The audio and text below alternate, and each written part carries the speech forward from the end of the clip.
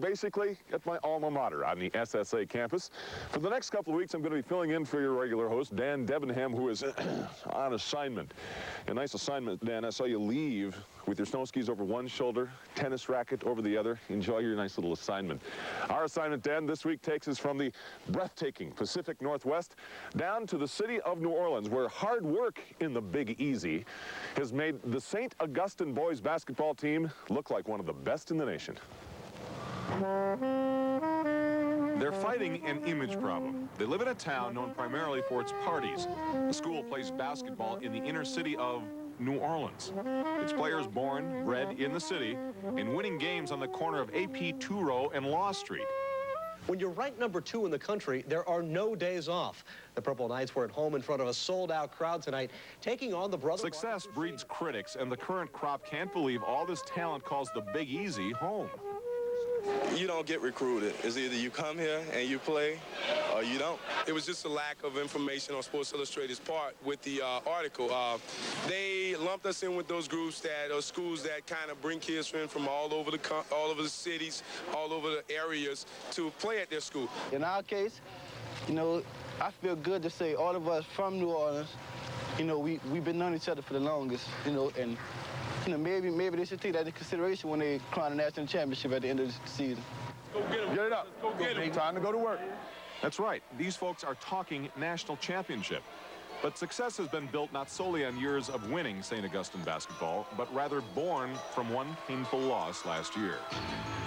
We play Bird in the state finals. We're playing pretty good. We're playing together. We're up by 1 point. So we go to trap a guy steps out of bounds, he fumbles the ball.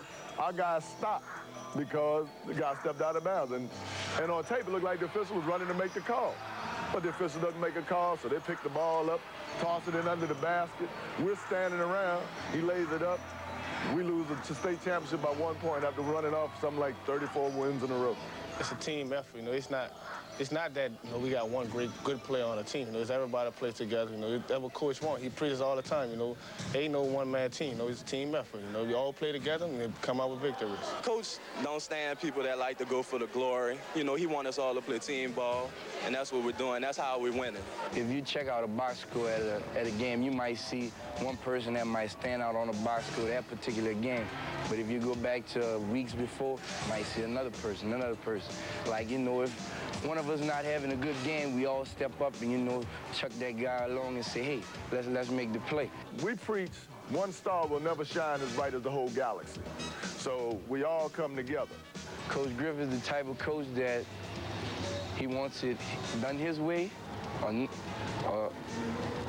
that's it. Just Coach Griffin's way. There's no ifs and buts about it. If it's not his way, it's the highway. We knew them guys played here and they did well. So us coming there, we wanted to try to do better than them so we can get a name for ourselves. You know, they always talk about them like people from the past. You know, we trying to make a name for ourselves right now. Kerry Kittles from the Villanova Wildcats. Donald Royal of the Orlando Magic. And Avery Johnson of the San Antonio Spurs all groomed their games right here at St. Augustine in the heart of New Orleans. The city looks to St. Aug for everything as far as the black community is concerned. And St. Aug is the standard bearer, and it's the one that has to carry that load. And the kids know that. They know they have to carry that responsibility. They know everybody's looking at them. The background that we come from, you know, it's been real tough, but that's if you had the family support, you know, it doesn't matter what the background you come from. You have a parents that know that's pushing you, you can work out pretty good.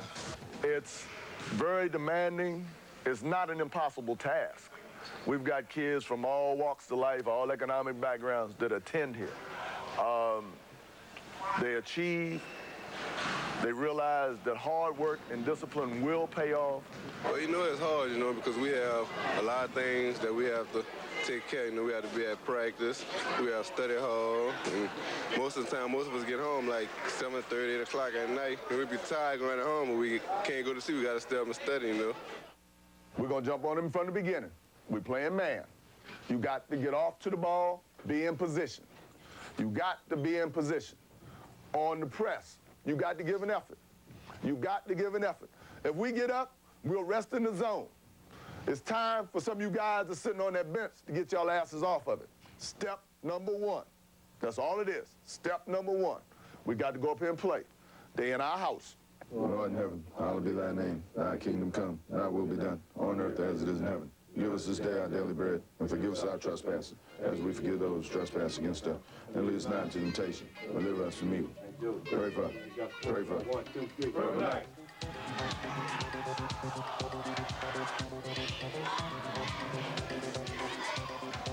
It's kind of hard to stop us with the type of offense that we run.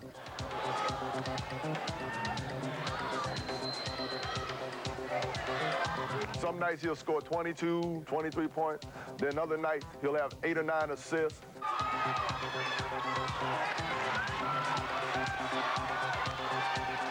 Chuck Mike can take you off the dribble, but what you don't know about Chuck is he's a real ladies' man.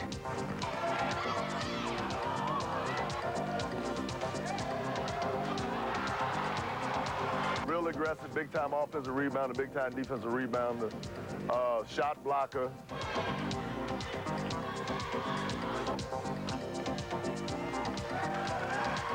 He can play anywhere on the court, inside or outside. He's just a big body.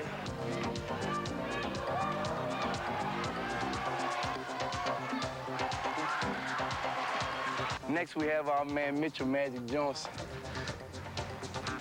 He can make a pass it's best than anybody. But what you don't know about him is he's in the Guinness Book of World Records for the biggest head on a human body. When I get to school, you're going to be the talking about, baby. Next, when I get to school, you're in trouble, baby. On this night, the boys beat Brother Martin in typical Purple Knights fashion. 10 players scored, with Robinson leading the way with 16. Coach Griff worked in 12 players, even getting his younger players quality minutes. It's a system that has worked, a school built on hard work in a city known as the Big Easy. This town is a town that never closes.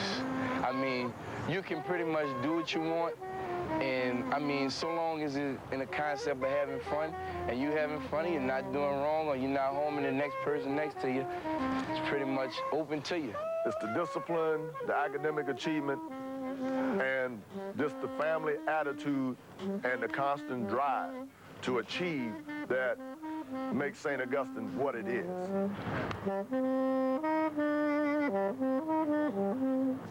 I think